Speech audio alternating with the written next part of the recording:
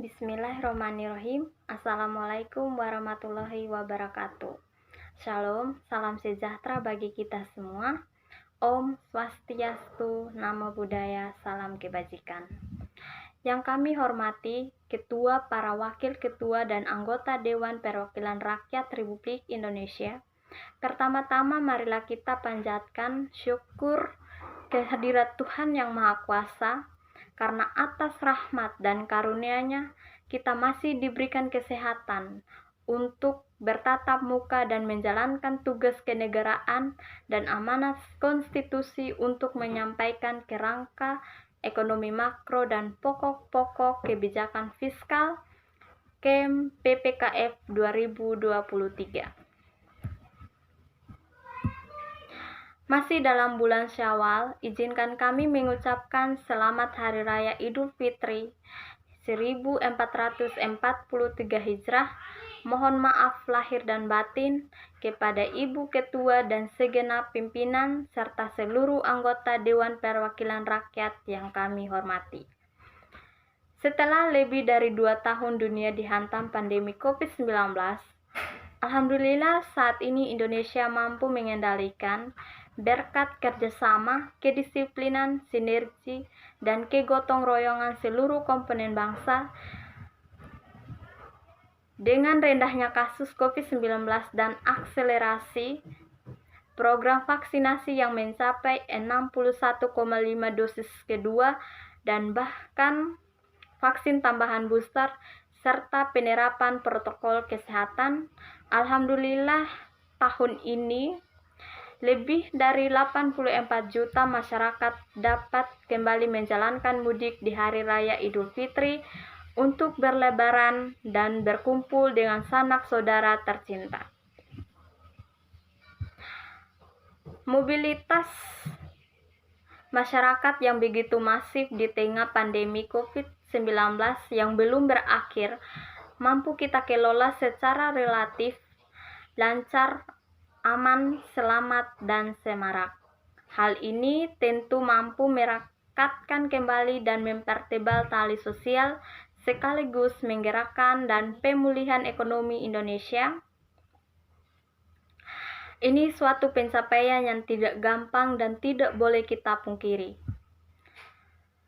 Saat ini masih banyak negara yang bergulat dengan COVID-19 dan banyak negara yang masih berjuang memulihkan ekonomi. Bahkan ada yang tengah menghadapi krisis ekonomi keuangan yang kompleks. Maka nikmat mana lagi yang engkau dustakan? Ibu, Bapak, pimpinan, dan anggota Dewan yang kami muliakan. Pemulihan ekonomi Indonesia yang cukup kuat untuk kita jaga bersama pengendalian dan pandemi COVID-19 secara efektif tidak mungkin terjadi dengan sendirinya. Ini merupakan hasil kerja keras dari berbagai upaya yang luar biasa dari kita bersama-sama, pemerintah dan DPR serta segenap unsur masyarakat, akademis, dan para ahli serta dunia usaha. Sejak awal pandemi bulan Maret 2020, kebijakan ekonomi makro dan kebijakan fiskal memainkan peran yang sangat penting dalam menangani guncangan hebat akibat pandemi dan dampaknya yang multidimensi, kompleks, dan luar biasa. Langkah-langkah darurat dan ekstraordinari kebijakan ekonomi makro dan fiskal dilakukan secara terorganisir sistematis untuk bertujuan yang pertama, menyelamatkan jiwa dari ancaman COVID-19 dengan kenaikan dukungan anggaran sangat besar untuk penguatan sarana, prasarana kesehatan, penanganan pasien, obat-obatan, pemberian insentif tenaga kesehatan, termasuk pengadaan vaksin. Kedua, memberikan tambahan secara masif dan signifikan bantalan sosial untuk melindungi masyarakat dari merosotnya daya beli akibat kehilangan pekerjaan dan terhentinya aktivitas ekonomi yang meluas. Yang ketiga, mendukung dan melindungi dunia usaha, terutama usaha mikro, kecil, dan menengah UMKM dari tekanan kebangkrutan akibat pandemi. Dan keempat, menjaga stabilitas sistem keuangan dari ancaman efek domino akibat kontraksi dan perlemahan ekonomi. Pemerintah mengeluarkan Perpu Nomor 1 Tahun 2020 yang telah disetujui dan disahkan oleh Bapak Ibu anggota DPR menjadi Undang-Undang Nomor 2 Tahun 2020 yang memberikan landasan hukum yang kuat agar pemerintah dapat lebih fleksibel, responsif, dan antisipasi dalam penanganan COVID-19 yang sangat diwarnai dengan ketidakpastian. Kebijakan ekonomi makro dan kebijakan fiskal di masa pandemi ditujukan untuk countercyclical dan menahan guncangan shock absorber untuk menangani merosotnya sisi permintaan aggregate demand maupun sisi supply. Kebijakan fiskal bekerja sangat keras sebagai instrumen utama yang paling depan menangani potensi katastrofi krisis ekonomi dan keuangan sebagai konsekuensi. Batas atas defisit APBN diizinkan melebihi 3% DPD untuk 3 tahun yaitu 2020, 2021, dan 2022. Kebijakan fiskal APBN tidak mungkin bekerja sendiri menghadapi tantangan ekonomi yang multidimensi. Diperlukan bauran kebijakan dan sinergi yang kuat dengan Otoritas Moneter Bank Indonesia, Otoritas Jasa Keuangan (OJK), dan Lembaga Penjamin Simpanan (LPS), dan Forum Komite Stabilitas Sistem Keuangan (KSSK). OJK telah berperan dalam menjaga kesinambungan stabilitas sistem keuangan sekaligus memberikan bantalan kepada dunia usaha melalui program restrukturisasi kredit serta kebijakan strategis lainnya sejak awal pandemi. Sementara Bank Indonesia juga mengambil peran penting dalam mendukung pemulihan ekonomi melalui kebijakan yang akomodatif serta menjaga agar pasar SBN tetap kondusif. Dukungan skema bargain sharing baik sebagai standby buyer pada setiap lelang maupun bersama-sama mendukung pembiayaan kebijakan fundamental terbukti ampuh dan menjaga stabilitas pasar SBN di masa pandemi. Dengan respon dan koordinasi kebijakan yang cepat, masif, dan komprehensif, didukung anggaran kebijakan fiskal yang memadai, pandemi dapat tertangani secara efektif dan pemulihan ekonomi mulai berjalan secara merata baik sisi produksi dan sektoral daerah dari komponen permintaan antara konsumsi, investasi, dan ekspor. Dengan momentum pemulihan ekonomi tersebut, peranan instrumen fiskal dapat disesuaikan sehingga dapat kembali pulih, sehat, terjaga sustainabilitas dan kredibilitas dalam jangka menengah panjang. Perpu Nomor 1 Tahun 2020 atau Undang-Undang Nomor 2 Tahun 2020 yang telah mengamanatkan pelebaran defisit fiskal selama 3 tahun di atas 3%.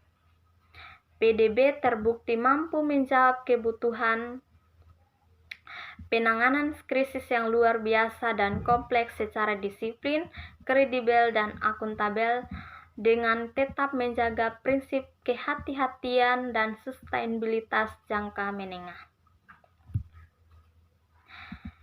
Pemulihan ekonomi menunjukkan tren menguat setelah mampu menjaga pertumbuhan positif 3,7% di tahun 2021, meskipun dihantam gelombang COVID-19 varian Delta. Pemulihan ekonomi berlanjut di triwulan 1 2022 dengan pertumbuhan mencapai 5,01%, melonjaknya varian Omikron tidak terlalu berdampak pada proses pemulihan ekonomi nasional. Ini hasil nyata dari akselerasi vaksinasi dan kekebalan alami yang tumbuh di masyarakat. Konsumsi dan investasi terus menunjukkan tren peningkatan disertai pemulihan yang kuat dan hampir sektor ekonomi termasuk transportasi, akomodasi, dan konstruksi. Selain dua sektor utama yaitu manufaktur dan perdagangan. Indikator PMI Manufaktur Indonesia pada April 2022 masih terus ekspansif pada level 51,9. Sementara itu, kenaikan harga komoditas global mampu mendorong peningkatan surplus neraca perdagangan Indonesia. Secara kumulatif pada triliun 1 2022, neraca perdagangan tercatat surplus USD 3 miliar pada April 2022. Surplus neraca perdagangan Indonesia mencapai 7,6 miliar, rekor tertinggi surplus bulanan dalam sejarah.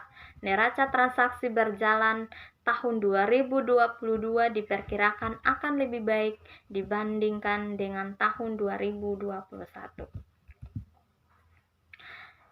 Peningkatan kualitas pemulihan ekonomi juga terlihat dengan membaiknya kondisi ketenagakerjaan serta tingkat kemiskinan ekonomi.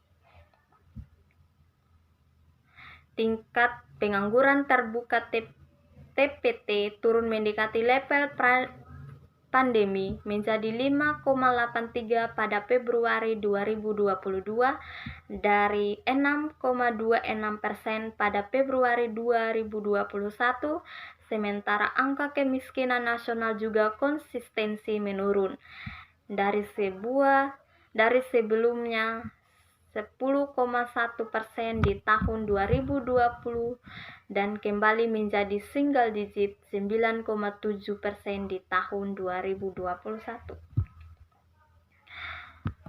Pimpinan dan para anggota dewan yang kami hormati.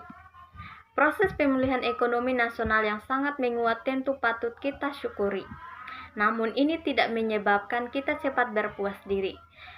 Tantangan dan risiko baru telah muncul dan faktor global baik dari sisi geopolitik, ekonomi, dan keuangan sangat kompleks dan dinamis harus segera kita antisipasi dan kita kelola. Dalam World Economic Outlook April, IMF memproyeksikan melambatnya pertumbuhan ekonomi global tahun 2022 pada tingkat 3,6%, turun signifikan 0,8 poin persentase dari proyeksi di Januari 2022. Selain pandemi COVID-19 yang belum sepenuhnya selesai, ada dua tantangan besar lainnya yang perlu kita waspadai dan antisipasi, yaitu lonjakan inflasi global terutama akibat perang Rusia-Ukraina dan percepatan pengetatan kebijakan moneter global khususnya di Amerika Serikat. Perang Rusia-Ukraina juga telah menyebabkan disrupsi sisi produksi atau suplai yang sangat besar sehingga mendorong kenaikan ekstrim tinggi harga komoditas global. Harga minyak tanah terus-menerus berada pada kisaran 100 per barel sejak awal tahun year to date. Harga gas alam naik 127,0%, batu bara naik 137,7%, CPO naik 26,1%, gandum naik 56,5%, dan jagung naik 34,3%. Secara indeks harga pangan dunia telah mengalami kenaikan 145,0% dibanding situasi awal 2020. Tingkat inflasi di Amerika Serikat yang sangat tinggi, yaitu 8,4%, tertinggi dalam tahun 40 tahun terakhir, menjadi ancaman nyata bagi pemulihan ekonomi Amerika Serikat, bahkan ancaman bagi dunia. Bank Sentral Amerika Serikat The Fed akan melakukan percepatan pengetatan moneter. Saat ini kenaikan suku bunga acuan diperkirakan dapat terjadi hingga 7 kali di tahun 2022 dan berpotensi diikuti dengan kontraksi balance sheet yang menyebabkan lebih ketatnya kondisi likuiditas global. Sementara itu, sejak awal 2021 sampai dengan Maret 2022, sejumlah negara berkembang G20 seperti Brasil, Meksiko, dan Afrika Selatan telah menaikkan suku bunga dan acuannya secara signifikan. Spillover effect dan pengetatan kebijakan moneter dan likuiditas global ini harus kita waspadai, khususnya terhadap kenaikan cost of fund dalam pembiayaan baik APBN maupun sektor korporasi di tengah pandemi pemulihan ekonomi yang masih awal dan masih rapuh. Pergeseran risiko tantangan inflasi dan pengetatan moneter ini menimbulkan situasi pemilihan kebijakan yang sangat sulit dan dihadapi oleh semua orang dan semua negara di dunia. Pilihan kebijakan tersebut adalah apakah segera mengembalikan stabilitas harga yang berarti pengetatan moneter dan fiskal yang memperbaiki dampak negatif terhadap pertumbuhan ekonomi, atau tetap mendukung akselerasi pemulihan ekonomi serta setelah terpukul pandemi. Jika tidak terkelola, risiko global ini akan menggiring kepada kondisi stagflasi, yaitu fenomena inflasi tertinggi, dan terjadi resesi seperti yang pernah terjadi di Amerika Serikat pada periode awal 1980-an dan 1990-an. Kondisi stagflasi akan memberikan imbas negatif luar biasa ke seluruh dunia dan terutama negara-negara berkembang dan emerging market. Pertumbuhan risiko global ini harus menjadi fokus perhatian dan kita kelola secara langkah dan tepat waktu, hati-hati dan efektif. Pilihan kebijakan ini sangat sensitif dan tidak mudah. Namun dengan berbekal kebersamaan dan keberhasilan kita semua, pemerintah pusat, daerah, MPR, DPR, dan DPD, legislatif, yudikatif, dan institusi lainnya, masyarakat, akademis, dan dunia usaha. Dalam mengelola pandemi yang begitu sulit, kita berharap dan sekaligus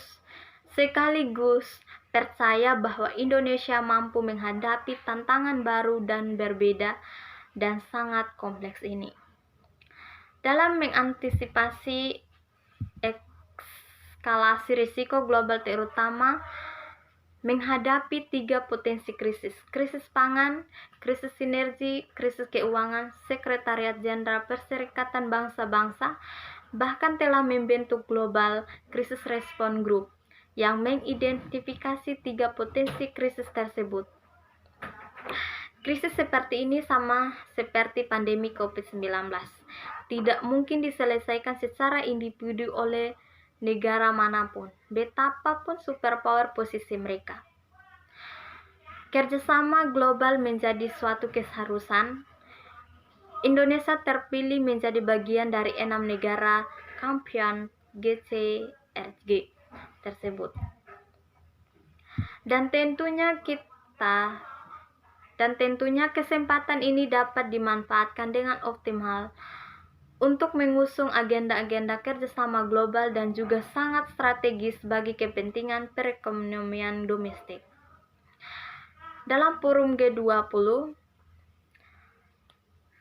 Eskalasi risiko ekonomi global ini telah menjadi salah satu fokus perhatian Presiden Indonesia mendorong adanya solusi nyata secara kolektif untuk mengatasi berbagai potensi krisis tersebut. Pimpinan dan para anggota yang terhormat, kenaikan harga komoditas global telah berdampak pada naik harga-harga di negeri, terutama di negeri pangan. Hal ini dapat terlihat pada tekanan inflasi yang mulai meningkat akhir-akhir ini. Meskipun faktor musiman yang bulan Ramadan dan perayaan Hari Raya Idul Fitri juga turut memberikan andil terhadap kenaikan harga, inflasi tahun 2022 tercatat 3,5% lebih tinggi dibanding Maret 2022. Bila dibandingkan negara-negara G20 seperti AS, 83%, Inggris 9,0%, Turki 70,0%, Argentina 58,0%, Brasil 12,1%, dan India 7,8%. Tekanan inflasi di Indonesia masih jauh lebih rendah.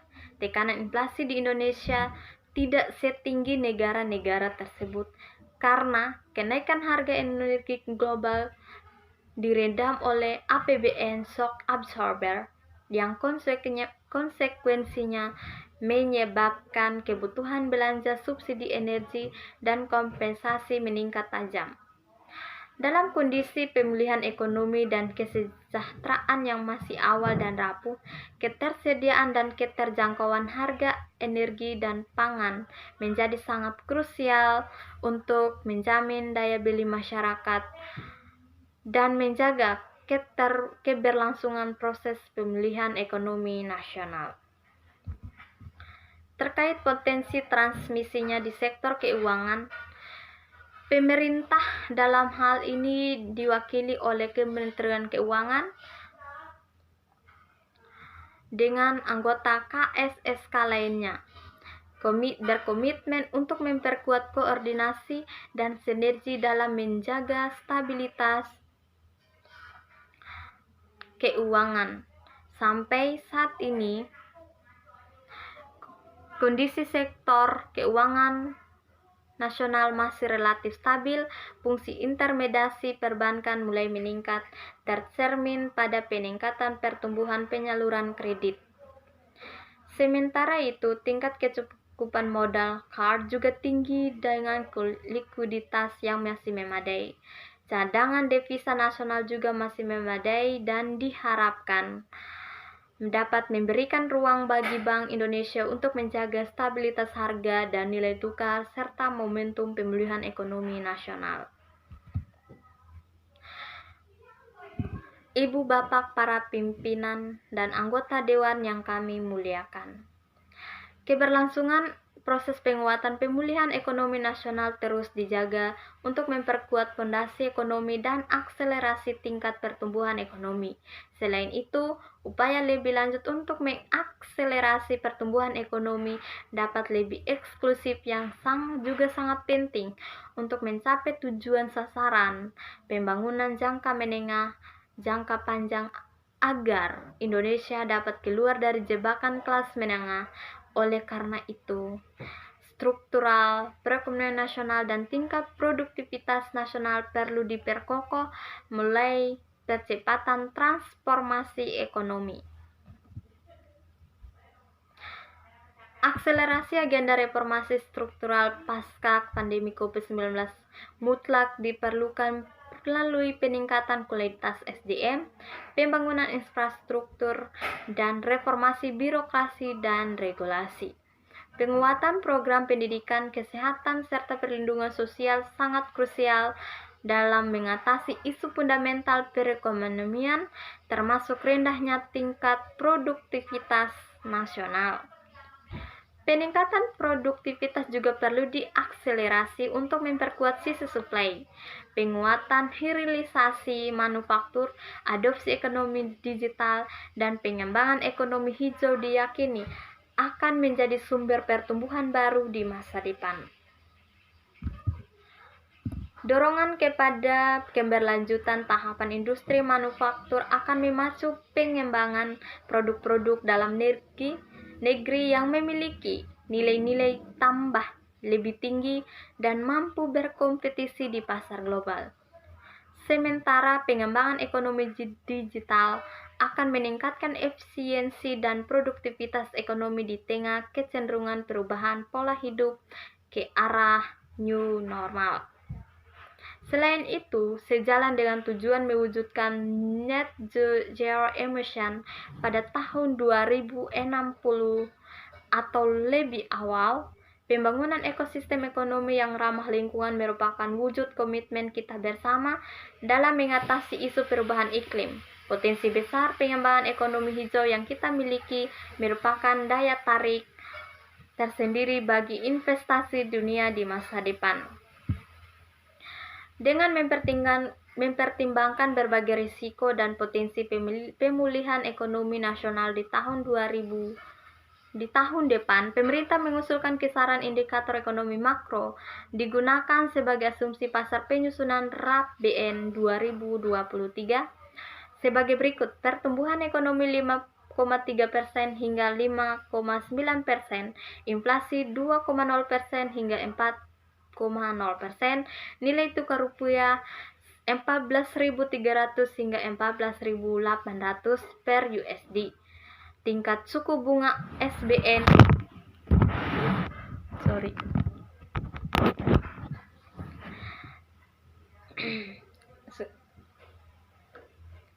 SBN dan living minyak bumi 619.000 sampai dengan 680.000 barel per hari dan lifting gas 1,0 hingga 1, juta barel setara per minyak per hari. Pimpinan dan para anggota yang terhormat, proses pemulihan ekonomi ke depan masih penuh tantangan yang harus direspon dengan kebijakan makroekonomi, kebijakan struktural secara tepat.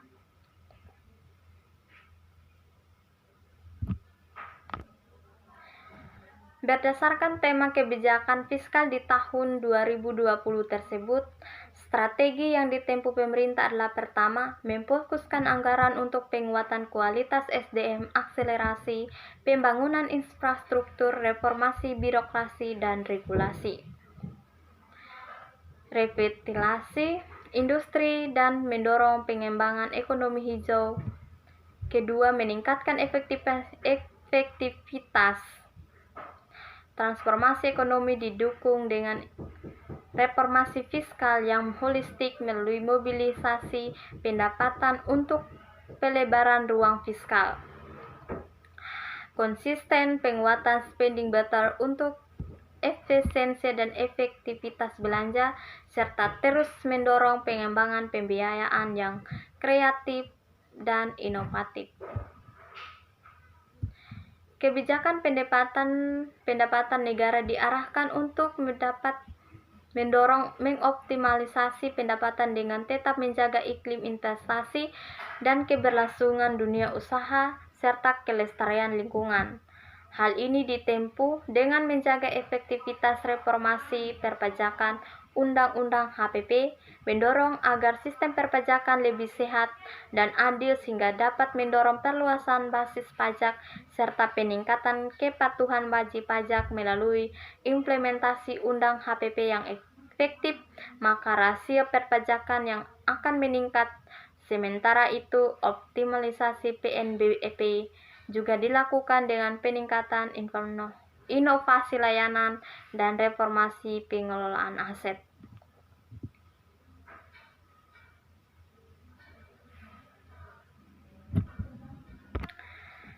Pimpinan dan para anggota dewan yang terhormat, Sebagai konsekuensi atas kebijakan fiskal yang ekspansif dan terukur, maka postur APBN tahun 2023 masih akan defisit. Namun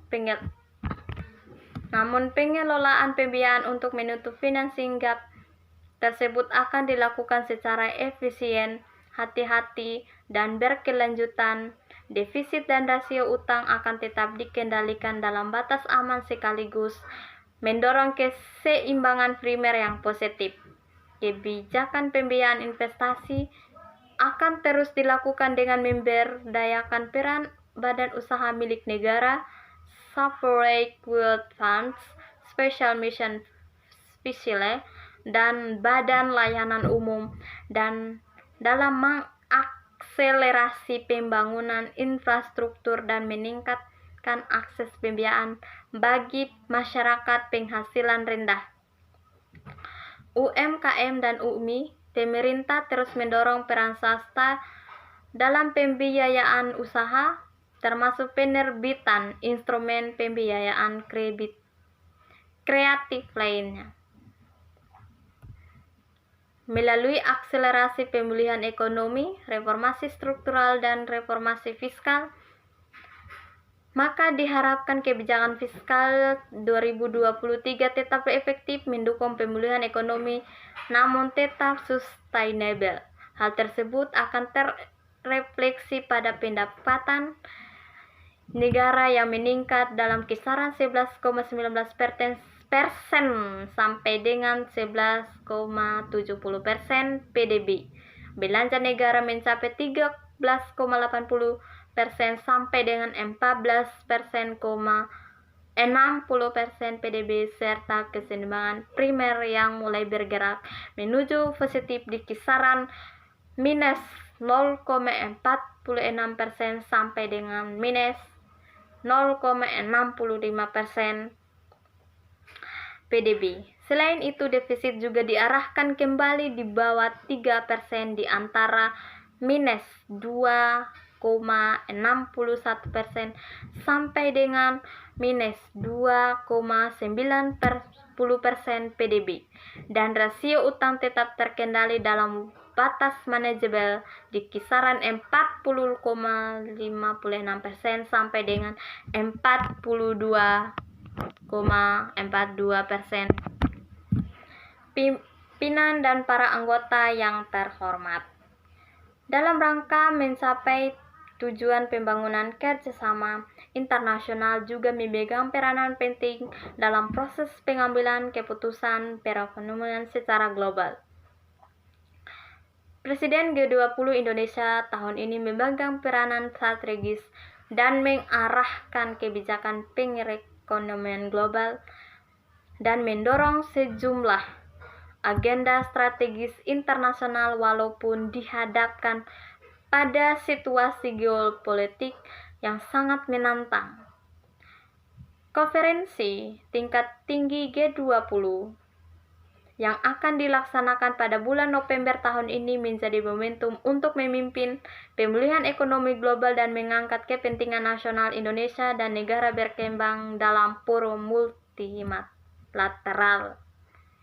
Peran penting Indonesia di dunia internasional, terutama di kawasan, menjadi semakin strategis dengan kepemimpinan Indonesia sebagai ASEAN Chairmanship di tahun 2023 untuk memastikan kepemimpinan Indonesia di kawasan yang lebih kuat dan strategis. Maka kita harus mendorong pemulihan ekonomi di kawasan serta kebersamaan untuk keluar dari krisis menuju perekonomian di kawasan yang lebih kuat dan tangguh.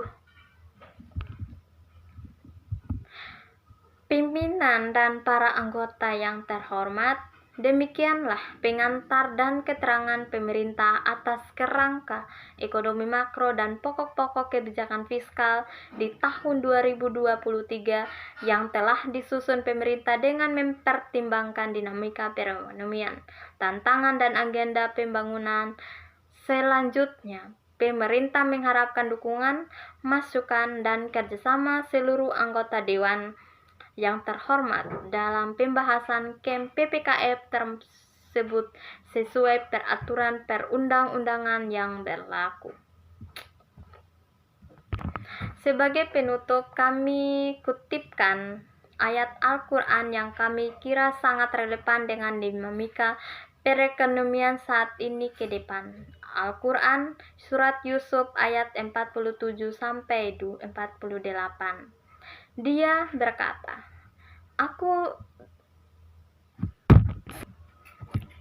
berkata, agar kamu bercocok tanam 7 tahun berturut-turut sebagaimana biasa, kemudian apa yang kamu tuai hendaklah kamu biarkan itu di tangkainya, kecuali sedikit untuk kamu makan.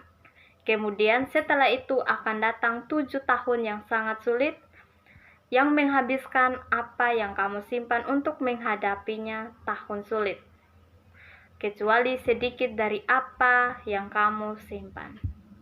Ayat-ayat tersebut memberikan inspirasi kepada kita sebagai suatu keniscayaan jika suatu perekonomian akan menghadapi siklus ekonomi bisnis cycle, episode makmur, boom, dan episode fase resesi. Oleh karena itu, sangat krusial untuk menyiapkan bantalan kebijakan untuk menghadapi situasi sulit atau masa resesi. Ini intil dari konsep counter-cyclical policies yang menginspirasi kita semua pentingnya memperkuat kembali kesehatan APBN melalui konsolidasi agar mampu berperan dalam optimal sebagai instrumen shock absorber pada saat gejolak di masa pandemi. Semoga Allah Subhanahu wa Ta'ala senantiasa memberikan